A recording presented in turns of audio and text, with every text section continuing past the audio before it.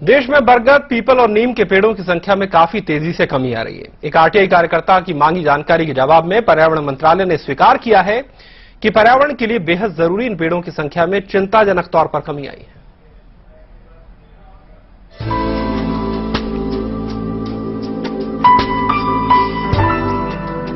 सदियों से बरगद, नीम और पीपल जैसे पेड़ हमारी संस्कृति और जीवन के अंग रहे हैं। हर खास मौके पर इनकी आवश्यकता पड़ती है।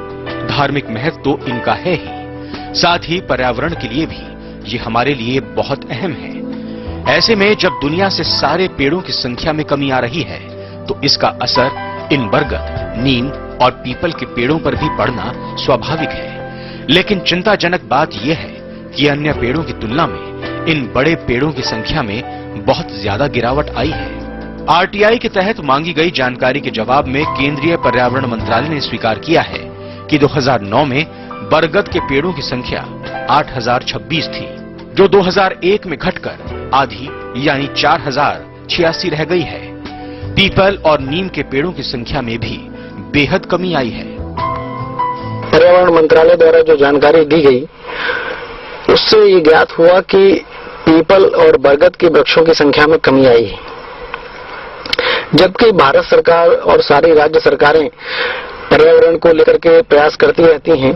उसके बाद भी इन वृक्षों की संख्या का घटना बड़ा चिंताजनक है, क्योंकि पीपल, बरगद और नीम ये तीनों ही पर्यावरण के लिए बहुत ही आवश्यक महत्वपूर्ण पेड़ हैं, सर्वाधिक ऑक्सीजन प्रदान करते हैं। बरगद, नीम और पीपल ये ऐसे पेड़ हैं जिनका धार्मिक महत्व तो है ही, साथ ही इनका औषधीय महत्व भी है। लंबी उम्र वाले ये पेड़ कई पीढ़ियों तक हमारा साथ देते हैं। वनस्पति शास्त्र के जानकार तो इन पौधों का संबंध मानव जीवन के अस्तित्व से जोड़कर देखते हैं।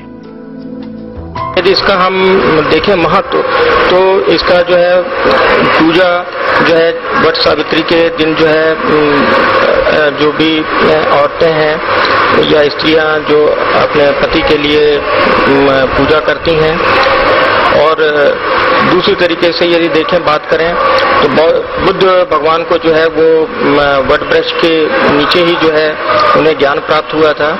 और इसके अतिरिक्त जो हमारे पुराणों में लिखा है, इसको पूजा उन्हीं वृक्षों की जाती थी जिनका कि कहीं न कहीं हमारा औषधि महत्व है।